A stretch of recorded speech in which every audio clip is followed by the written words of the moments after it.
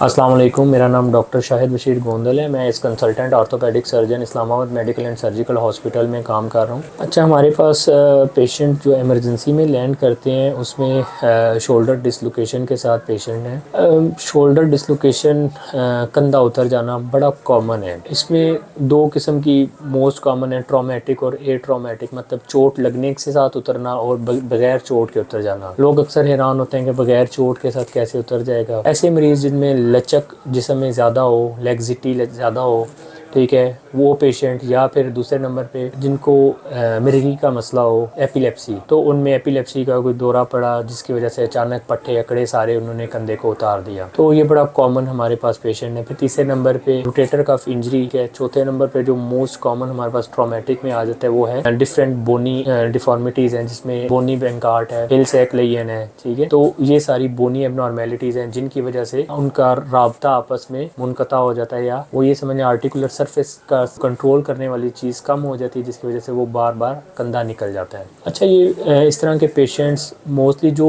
तो recurrent dislocation वाले हैं वो तो हैबिचुअल हो जाते हैं, उनको तो मैनूवर भी पता चल जाते हैं कि कैसे हमने उसको रिलोकेट करना है। मिसाल के तौर पर एक पेशेंट है, उसका कंधा निकला, उस दर्द के साथ, उस लामत के साथ पहली दफ़ा आया, मैनूवर किया, रिड्यूस कर दिया, उसको एहतियात बता दी कि आपने ये एहतियात करनी है। फिर दोबारा क्या नाम है उसका निकला, दूसरी दफ़ा कर दिया, तीसरी दफ़ा वो खुद ही उसको पता चल जाता है कि मैंने ये मैनूवर करना है और ख़ुद ही मेरा कंधा बैठ जाएगा। लेकिन बेसिकली ये इसका हल नहीं होता। हल ये है कि उसका प्रॉपर एक तशख़ीस करवाई जाए, प्रॉपर इलाज किया जाए, ठीक है। जैसा कि सबसे बेसिक चीज़ है एक्सरेज। सबसे पहले हम एक्सरेज करवाते हैं।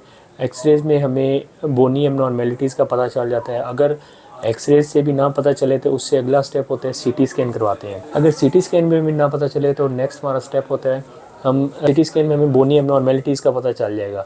अगर ये दोनों चीज़ें ठीक हैं तो फिर हम एमआरआई करवाते हैं। एमआरआई में हम देखते हैं कि जो मसल्स का एक गुच्छा है बिल्कुल जोड़ के इर्द गिर्द ना, तो उसमें कहीं कोई मसला तो नहीं है। रोटेटर कफ मसल्स होते हैं, उनमें कोई मसला तो नहीं है, कैप्सूल के अंदर कोई मसला तो नहीं है। तो ये जो चीज़ें हैं इनको देख के इनको अकॉर्डिंग टू दैट जो भी मसला हो उसको एड्रेस किया जाता है।